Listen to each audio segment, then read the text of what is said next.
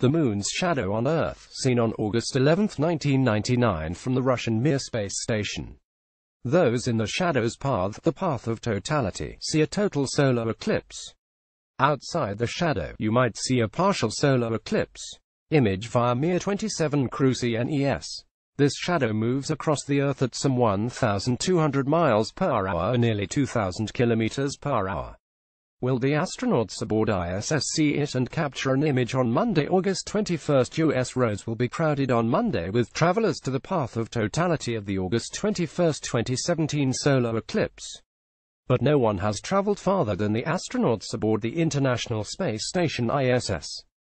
Will they see a total eclipse from space? No. According to NASA's eclipse science, during this eclipse, ISS will pass through the Moon's penumbral shadow, its lighter, outer shadow, 3 times.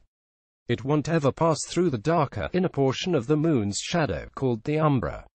Thus ISS astronauts won't see a total solar eclipse. Instead, they'll see a partial eclipse from the vantage point in space. However, during ISS's second pass through the Moon's penumbral shadow, the astronauts might be able to see and perhaps capture images of the Moon's shadow on Earth, from the perspective of space, assuming the view isn't blocked by ISS itself. Plus, from some places during Pass 1, people will see a transit of ISS across the face of the Sun. Follow the links below to get more details. ISS penumbral pass 1, ISS penumbral pass 2, ISS penumbral pass 3, ISS pass 1. A partial eclipse is already in progress and is witnessed by ISS.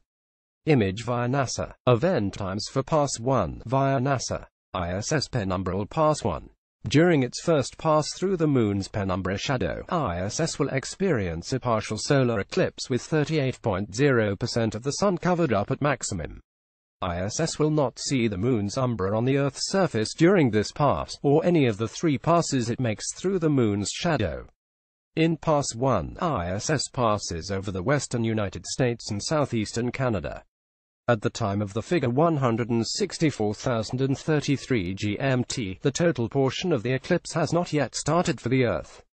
During Pass 1, an ISS transit of the Sun will occur. In other words, ISS will appear to cross in front of the Sun's face, as seen from a very thin ground track from California through Canada. There's only one place where you could witness both a transit of the ISS across the partially eclipsed Sun and the total solar eclipse later in the morning. It's at the intersection of this transit path with the Moon's shadow path in Wyoming. The community of photographers that takes photographs of transits no doubt already knows about these events, since they are mentioned on 2 popular online calculators, which provide exact times: https www.kalski.com and http transitfinder.com. The rest of us can look forward to the photos ISS Pass 2. Image via NASA. During Pass 2, the Moon's dark umbral shadow will be visible to astronauts aboard ISS. This illustration shows ISS at the midpoint of the eclipse, during this pass, from the perspective of the Sun and from a perspective of ISS itself looking eastbound. Image via NASA. Event times for Pass 2, via NASA. ISS penumbral Pass 2. On the second pass of ISS through the Moon's penumbral shadow, those aboard will again experience a partial solar eclipse. This time, at maximum eclipse, 43.9% of the Sun is covered. Also, during this pass, the Moon's dark central umbra, the part of the shadow that causes the total eclipse seen in the image at the top of this page, will be visible from ISS moving through southern Illinois and southwestern Kentucky. At the time, ISS itself will be traversing over southern Canada. At the umbra's closest approach to ISS, the space station will be just south of the Hudson Bay, while the Moon's umbral shadow is located in southwestern Kentucky, some 1,200 miles 1,700 kilometers away. While ISS does not pass near the location of the Moon's umbra will be easily visible near the horizon, assuming the view of it from ISS is not blocked by some portion of the space station itself. No doubt the astronauts know this and are ready to capture images while an ISS transit of the Sun will occur over a very thin ground track from Washington through Canada. There is not a single location on land where one can witness an ISS transit during this pass and the total solar eclipse. This intersection occurs over the Pacific Ocean. ISS Pass 3. This pass provides the deepest partial eclipse as seen from ISS. Image via NASA. Event times for Pass 3 via NASA. ISS penumbral Pass 3. During its third pass through the Moon's penumbral shadow, ISS will experience a partial solar eclipse with 84% of the Sun covered up at the maximum point a few minutes prior to orbital sunset. ISS will not see the Moon's umbra on the Earth's surface during this pass, since the umbra will have just lifted off the Earth's surface a few minutes prior to the start of ISS's eclipse on this pass.